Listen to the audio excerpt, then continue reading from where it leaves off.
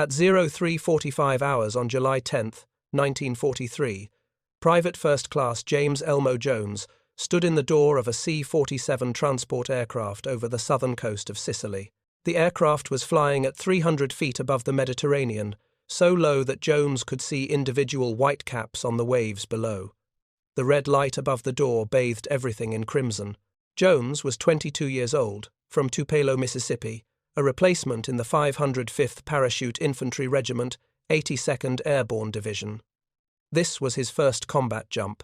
Behind him, 17 other paratroopers stood hooked to the static line, loaded with over 100 pounds of equipment each: main parachute, reserve parachute, rifle, ammunition, grenades, rations, water. The aircraft shook violently as anti-aircraft fire exploded around them. Jones could hear shrapnel punching through the thin aluminum fuselage. Men behind him were praying, some were vomiting from fear and air sickness. The jumpmaster, a sergeant from Georgia, was screaming something Jones couldn't hear over the roar of engines and gunfire. Then the light turned green. Jones jumped. He fell for exactly 2.3 seconds before his parachute opened.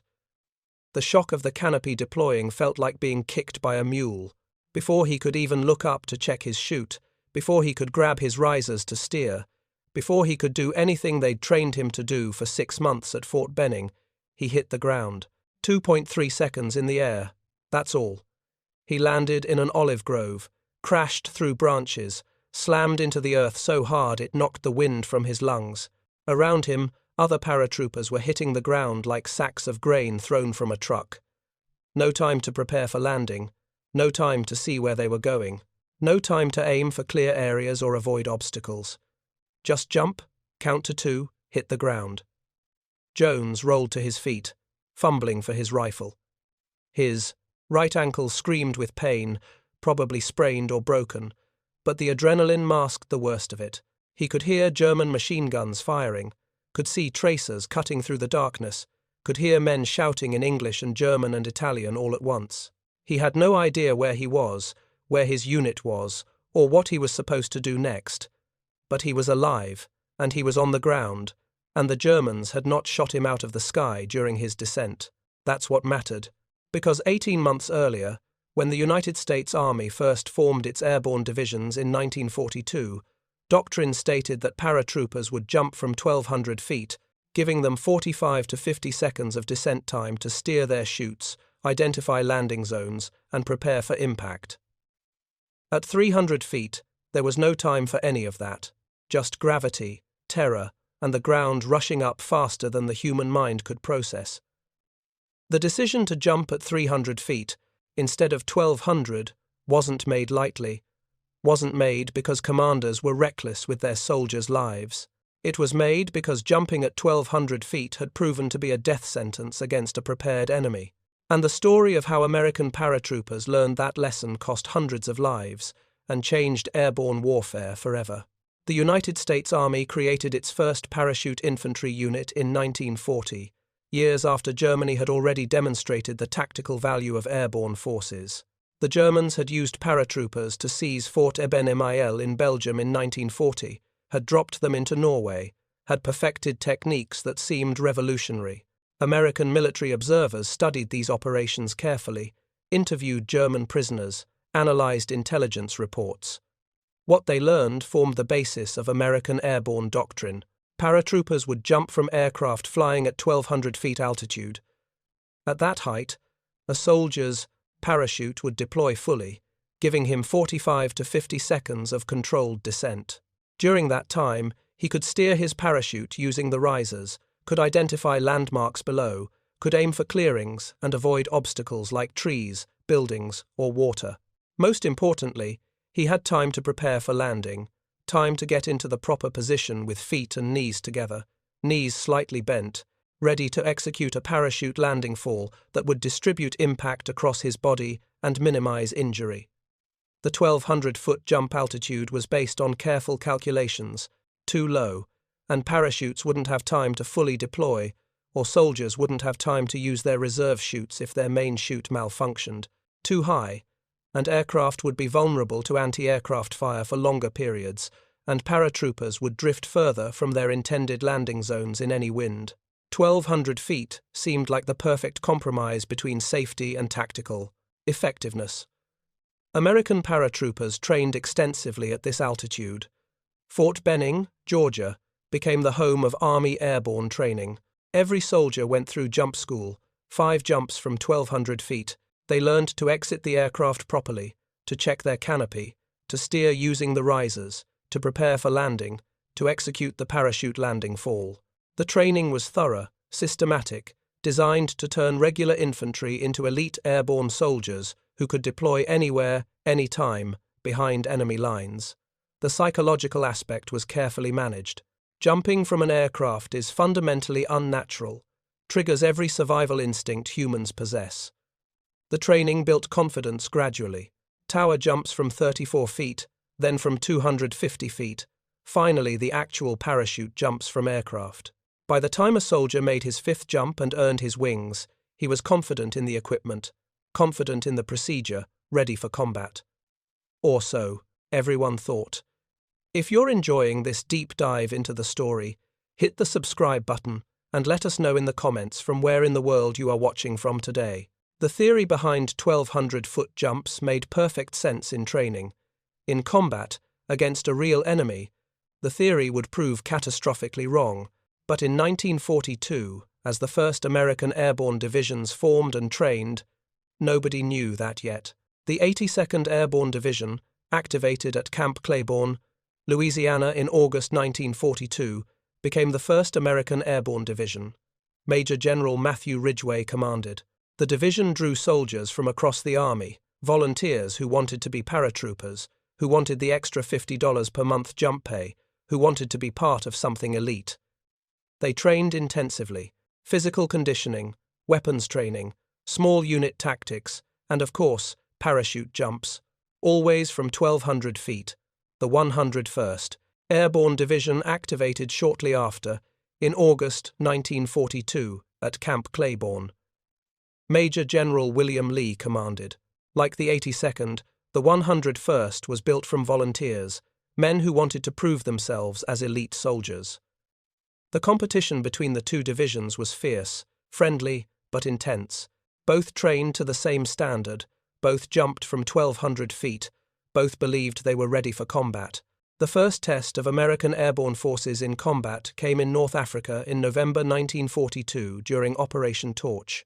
The 503rd Parachute Infantry Regiment, attached to the 82nd Airborne, conducted combat jumps to seize airfields near Oran, Algeria.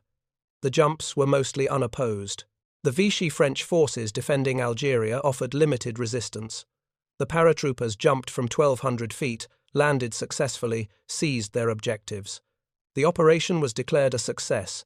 Airborne doctrine seemed validated. 1,200 feet worked.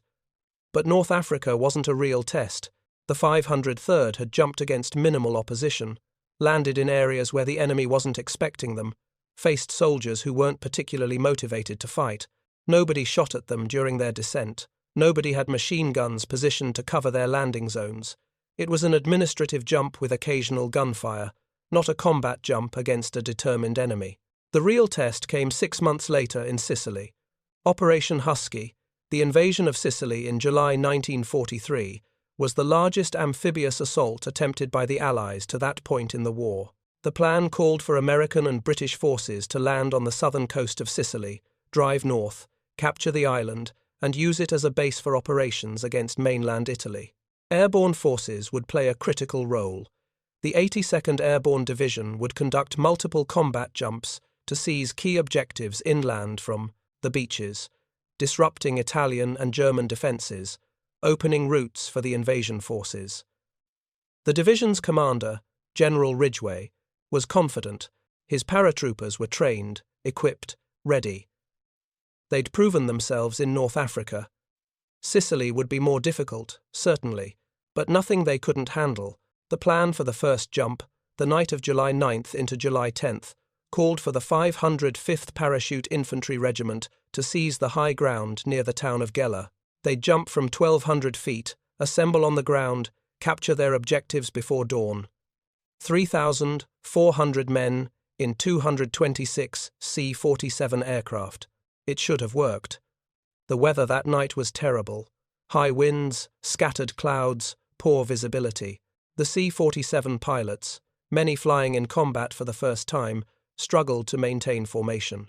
The aircraft carrying the 505th approached Sicily from the south, flying low over the Mediterranean to avoid radar detection. As they crossed the coast, everything went wrong. Italian and German anti-aircraft batteries, alerted by the sound of engines, opened fire. Tracers filled the sky. Explosive shells burst among the aircraft.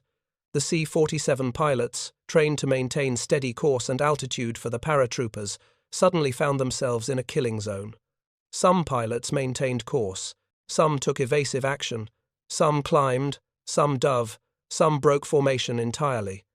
The paratroopers, standing in their aircraft waiting for the green light, felt the planes buck and weave. They heard shrapnel tearing through aluminum. Some aircraft were hit directly, engines catching fire, wings shredding, men killed before they could jump. In other aircraft, the jump masters gave the green light anywhere they could, just trying to get the men out before the plane went down. The 505th Parachute Infantry Regiment scattered across 65 miles of Sicily. Some men landed near their objectives. Many landed miles away, in the wrong valleys, on the wrong side of rivers, in enemy-held towns. Some landed in the sea and drowned, pulled under by their equipment. Some landed in minefields. The regiment that was supposed to assemble as a cohesive fighting force instead landed as thousands of individual soldiers, each trying to figure out where they were and what to do next. And the ones who jumped from 1,200 feet, following doctrine, following training, had 45 seconds in the air to be shot at. 45 seconds drifting under white parachutes that showed up clearly against the night sky whenever flares burst overhead. 45 seconds during which they were completely helpless, couldn't fight back, couldn't take cover, could only hang in their harness and hope the bullets missed. Many didn't. Private James Elmo Jones, the replacement from Tupelo, who jumped at 0345 that morning, survived because his aircraft was in the last serial, the last group of planes to cross the coast. By the time his C-47 arrived, the pilots had figured out that 1,200 feet was suicide. They came in at 300 feet, right on the deck, so low the paratroopers could see individual buildings. The anti-aircraft fire was still intense, but the aircraft were harder targets at that altitude, and the time paratroopers spent in the air was measured in seconds, not minutes. Jones hit the ground hard, injured his ankle, had no idea where he was, but he was alive. The men who jumped earlier, from 1,200 feet, many of them weren't. The after-action reports from Sicily made for grim reading.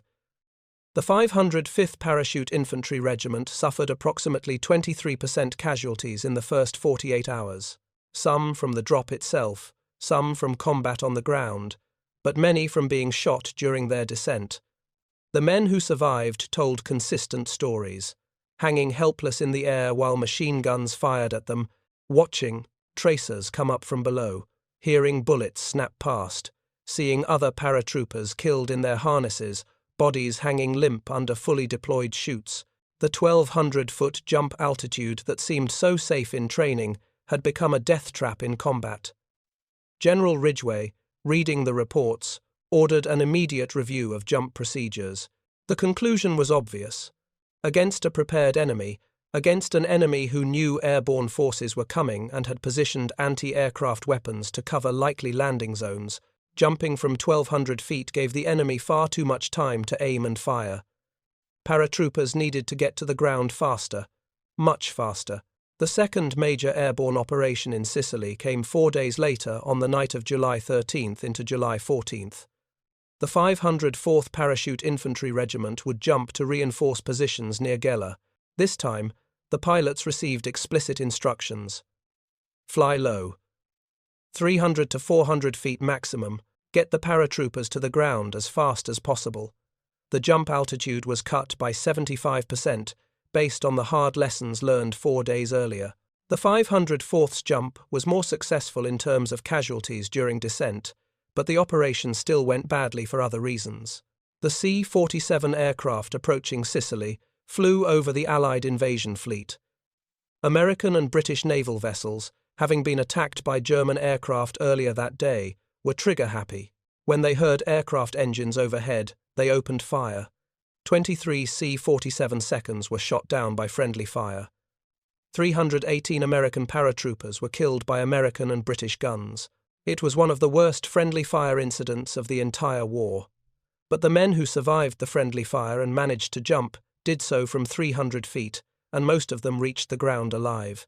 The pattern was becoming clear. High-altitude jumps in combat were deadly. Low-altitude jumps were terrifying and resulted in more jump injuries, but they kept men alive long enough to reach the ground where they could fight. The debates within the airborne community after Sicily were intense. Some officers argued that Sicily had been a fluke, that the conditions were unusual, that standard 1,200-foot doctrine should be maintained. Other officers, particularly those who had actually jumped in Sicily, argued vehemently that jumping from 1,200 feet against a prepared enemy was suicide. The evidence was overwhelming, but the institutional resistance to change was strong. Airborne doctrine had been developed carefully over 2 years. Training had been standardized. Equipment had been designed for 1,200-foot jumps. Changing the jump altitude meant retraining thousands of soldiers, meant accepting higher rates of jump injuries, meant admitting that the original doctrine had been wrong. That's hard for any military organization to do. General Ridgway didn't care about institutional resistance. He cared about keeping his paratroopers alive long enough to complete their missions. In August 1943, he issued new standing orders for the 82nd Airborne Division. Combat jumps would be conducted at 400 feet or lower when enemy opposition was expected. Training jumps would continue at 1,200 feet because that was safer for training. But in combat, against a real enemy, paratroopers would jump low and fast. The 101st Airborne Division, which hadn't yet seen combat, adopted similar procedures. The British Airborne Forces, who had conducted their own operations in Sicily simultaneously with the Americans, reached identical conclusions. The German Fallschirmjäger, the German paratroopers, had learned the same lessons even earlier. Their disastrous operation against Crete in May 1941 had cost them over 4,000 casualties in the first day. Many killed while drifting slowly to earth from high-altitude jumps over defended positions. After Crete, German paratroopers rarely jumped in combat again. Hitler was so shocked by the casualties that he essentially prohibited further large-scale airborne operations. When German Fallschirmjäger did jump in later operations, they did so from minimum safe altitude, usually around 300 feet. The Allies, studying German airborne operations, somehow missed this lesson or dismissed it as inapplicable to American doctrine. It took Sicily to drive the point home with American blood. By late 1943, the low-altitude combat jump had become unofficial standard procedure for American airborne forces. Unofficial because the Army Field Manual still specified 1,200 feet. Official doctrine takes time to change, requires committees, requires approval at the highest levels. But the men who actually jumped in combat knew what worked. 300 to 400 feet, fast descent, minimal time exposed to enemy fire, higher injury rates on landing, but better survival rates overall. The physics of low-altitude jumps are brutal. A parachute doesn't deploy instantaneously. When a paratrooper exits an aircraft and his static line pulls his parachute from its pack, the canopy takes time to inflate. First, the deployment bag opens, then the suspension lines extend, then the canopy begins to inflate, and finally, after several seconds, the parachute fully deploys and the paratrooper's descent slows. At 1,200 feet, this deployment sequence happens gradually, smoothly. The paratrooper has time to check his canopy, ensure it deployed properly, take corrective action if necessary. At 300 feet, the deployment sequence happens violently. The paratrooper exits the aircraft, the chute deploys, and before the canopy is fully inflated, he's already approaching the ground. The opening shock is more severe because the paratrooper is falling faster when the chute finally catches air. And if anything goes wrong, if the main chute malfunctions, there's no time to deploy the reserve. At 300 feet, a parachute malfunction is almost certainly fatal. The paratrooper has perhaps 3 seconds from exit to impact. Not enough time to recognize a problem, cut away the main chute, and deploy the reserve. At 1,200 feet, a soldier has time to handle malfunctions. At 300 feet, he's just falling with cloth attached. The landing is harder too.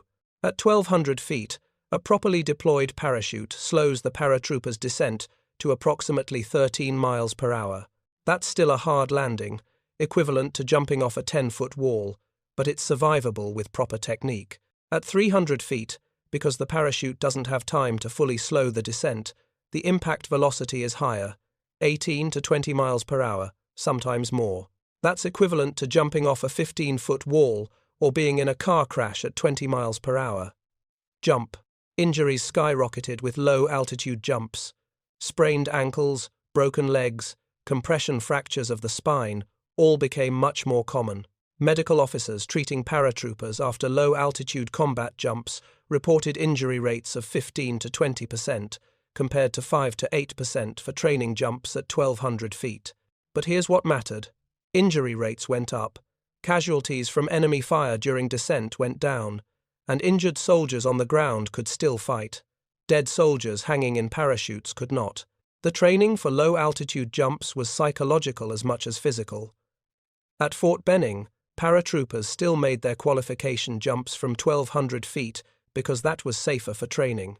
But before deploying to combat theaters, airborne units conducted additional training jumps at progressively lower altitudes, first 800 feet, then 600, then 400. The soldiers needed to experience the shock of the faster opening, needed to learn to prepare for impact almost immediately after exiting the aircraft. The jump masters drilled it into them. Exit the door, count to 2, hit the ground. Don't try to steer, don't try to look around, just get into landing position as fast as possible. Feet and knees together, knees slightly bent, hands on the risers, head up, prepare for impact. You'll have maybe 1 or 2 seconds after your chute opens before you hit. That's not enough time to do anything except land. Some men washed out of airborne training after experiencing low-altitude jumps. The fear was too much. 1,200 feet felt like parachuting. 300 feet felt like falling with a parachute attached. The psychological difference was immense. But the men who made it through, who completed the low-altitude training and deployed to combat units, knew what they were getting into. They understood they were trading safety for survival. Better to hit the ground hard and maybe break an ankle than drift slowly through the air while every German gunner in the area took aim.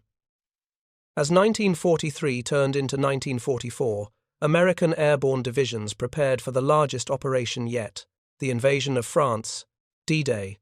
Operation Overlord, the 82nd and 101st Airborne Divisions would jump into Normandy hours before the seaborne landings, seize key objectives, disrupt German defences, open the way for the invasion force. The planning for the Normandy jumps incorporated everything learned from Sicily and subsequent operations in Italy. The paratroopers would jump at night, from low altitude, 400 to 600 feet maximum, higher than Sicily's 300 feet because the terrain in Normandy included hedgerows, stone walls, and flooded fields. The extra altitude gave paratroopers slightly more time to avoid the worst obstacles, but still kept them in the air for minimal time. The pilots received extensive training in low altitude, navigation and formation, flying at night. The paratroopers rehearsed night jumps repeatedly. The equipment was modified. New parachutes with faster opening times. New quick-release harnesses that allowed paratroopers to get out of their chutes faster after landing. Everything was optimized for getting soldiers to the ground alive and combat-ready as quickly as possible. General Dwight Eisenhower, the Supreme Allied Commander, visited the 101st Airborne Division at their marshalling area in England on the evening of June 5, hours before they loaded their aircraft for Normandy. He walked among the paratroopers, their faces painted with camouflage, their uniforms loaded with equipment. He asked them where they were from, what they did before the war, if they were ready. They told him they were ready. Some of them weren't sure if their general understood what they were about to do. Jump out of perfectly good airplanes at 400 feet in the middle of the night into occupied France, where thousands of German soldiers would be shooting at them. Land hard, possibly in water or trees or on buildings. then fight their way to objectives and hold until relieved. The casualty estimates for the Normandy airborne operations ranged from 30% to 75%, depending on how pessimistic the planners were feeling. Everyone knew some men wouldn't come back. What nobody knew yet was whether jumping at 400 feet instead of 1,200 would make enough difference, whether the lessons learned in Sicily were correct, whether the new doctrine of low and fast would save lives or just kill men in different ways. At 01:15 hours on June 6, 1944, Sergeant William Tucker of the 502nd Parachute Infantry Regiment, 101st Airborne Division, stood in the door of his C-47 over the Normandy coast. The aircraft was flying at 420 feet, low enough that Tucker could see individual buildings in the moonlight. The entire formation, over 800 aircraft carrying 13,000 paratroopers, was flying at treetop level to avoid German radar. Tucker had jumped 11 times in training, once in combat in Sicily. He knew what to expect at this altitude. 2 seconds of free fall, violent opening shock, 1 or 2 seconds to prepare for landing, then impact. No time for anything else. The red light turned green. Tucker jumped. Behind him, 17 other paratroopers followed in rapid succession, one every half second. The aircraft couldn't slow down or the formation would collapse, so the men jumped at speed, tumbling through the prop wash into darkness. Tucker's static line yanked his parachute free. The canopy deployed with a crack like a rifle shot. Before he could even look up to check if it had opened properly, he saw the ground rushing toward him. Trees, a hedgerow, open field beyond. He pulled his feet and knees together, looked toward the horizon like they'd taught him, and then he hit. The impact drove the air from his lungs. He rolled instinctively, felt his parachute collapse behind him. For a moment, he just lay there, checking himself for injuries. Ankles intact, legs working, ribs sore but not broken. He'd landed in a ploughed field, soft earth, got lucky. Around him, he could hear other paratroopers landing. Some hit hard and lay still. Some were yelling. Some were already moving, getting out of their harnesses, finding their weapons. Tucker hit his quick release, shrugged out of his parachute harness, grabbed his M1 carbine. He'd been in the air for approximately 4 seconds from exit to landing, 100 meters away, in a farmhouse that overlooked the field where Tucker landed. Gefreiter Hans Becker of the 716th Infantry Division, German Army, was running down the stairs with his rifle. Becker was 19 years old, from a village near Hamburg, had been in France for 3 months. His unit was stationed in Normandy as occupation troops, not front-line combat soldiers. They were older men, teenagers, soldiers recovering from wounds on the Eastern Front. Not the best Germany had, but sufficient for garrison duty. Becker had heard the aircraft engines, had seen the shapes falling from the sky. His sergeant was screaming for everyone to get outside, to get to their positions. American paratroopers were landing everywhere. Becker reached the ground floor, ran out the door, brought his rifle up. In the field across the road, he could see parachutes on the ground, could see men moving. He aimed at the nearest figure, a man struggling with his harness, trying to get free. Becker fired. Missed. Fired again. The American went down. Becker didn't know if he'd hit him or if the man had taken cover. Everywhere around the farmhouse, rifle fire was crackling. German soldiers were shooting at the paratroopers in the field. The Americans were shooting back, muzzle flashes in the darkness. Becker ducked behind a stone wall, reloaded, looked for another target. What Becker didn't understand, what none of the German defenders understood that night, was that they'd already lost the critical window. When American paratroopers jumped at 1,200 feet in Sicily, German and Italian gunners had 45 seconds to track them, aim, fire multiple times at slowly drifting targets. Many paratroopers died before reaching the ground. In Normandy, jumping at 400 feet, the paratroopers were in the air for 4 to 5 seconds. By the time German soldiers like Becker heard the aircraft, saw the parachutes, grabbed their weapons, and started shooting, most of the Americans were already on the ground. The low-altitude jumps worked exactly as intended. They minimized the time paratroopers were helpless in the air. They got soldiers to the ground where they could fight. The cost was higher jump injuries, broken bones from hard landings, but those were acceptable casualties, compared to hanging dead in a parachute harness because a machine gunner had 45 seconds to aim. If you find this story engaging, please take a moment to subscribe and enable notifications. It helps us continue producing in-depth content like this. The German perspective on the Normandy airborne landings reveals how completely the low-altitude jumps disrupted their defensive plans. Oberst Friedrich Freiherr von der Heyde commanded the 6th Fallschirmjäger Regiment, German paratroopers, serving as regular infantry in Normandy. Von der Heyde was one of Germany's most experienced airborne officers, had jumped in Crete, understood airborne operations better than most German commanders. His regiment was positioned near Carentan, directly in the path of the American 101st Airborne's objectives. Von der Heyde's after-action report, written months later as a prisoner of war, provided detailed analysis of why the American airborne assault succeeded despite the apparent chaos. He noted that American paratroopers jumped from extremely low altitude, far lower than German doctrine would have permitted. He estimated the Americans were jumping from 300 to 400 meters based on the brief time he observed them in the air. His estimate was actually high.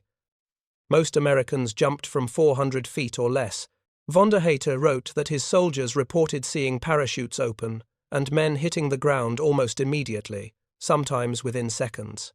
Traditional anti-aircraft tactics, which involved tracking aircraft and firing at paratroopers during their descent, were nearly useless. By the time German gunners acquired targets in the air, the Americans were already on the ground. Von der Heyde concluded that the American low-altitude tactics, combined with night operations and deliberate scattering across wide areas, created a situation where German defenders couldn't establish effective fire against the airborne forces during their most vulnerable moment. A German machine gunner hearing aircraft engines overhead had to acquire the target, track the aircraft, identify paratroopers exiting, shift aim to the descending men, and fire, all within a few seconds. By the time most gunners completed this sequence, the paratroopers were already on the ground and returning fire. Some German units tried firing blindly into the air at the sound of aircraft engines, hoping random fire would hit someone. This occasionally worked but wasted enormous amounts of ammunition and rarely caused significant casualties. The fundamental problem, which German after-action reports acknowledged, was that 4 seconds wasn't enough time to engage targets effectively. Human reaction time, the time required to recognize a threat, aim a weapon, and fire accurately, is approximately 1.5 to 2 seconds. By the time a German soldier completed that reaction sequence, American paratroopers were on the ground. The casualty statistics from Normandy confirmed the doctrine. The 82nd Airborne Division jumped 13,177 paratroopers into Normandy on June 5th and 6th. Total casualties in the first 48 hours were approximately 1,535 killed, wounded, or missing. That's an 11.7% casualty rate. Approximately 200 men were killed during the jump itself, either by anti-aircraft fire hitting their aircraft before they jumped, or by being shot during descent, or by fatal landing injuries. Compare that to Sicily, where the 505th Parachute Infantry Regiment suffered 23% casualties in the first 48 hours, with a significant percentage killed during descent from 1,200-foot jumps into heavy anti-aircraft fire.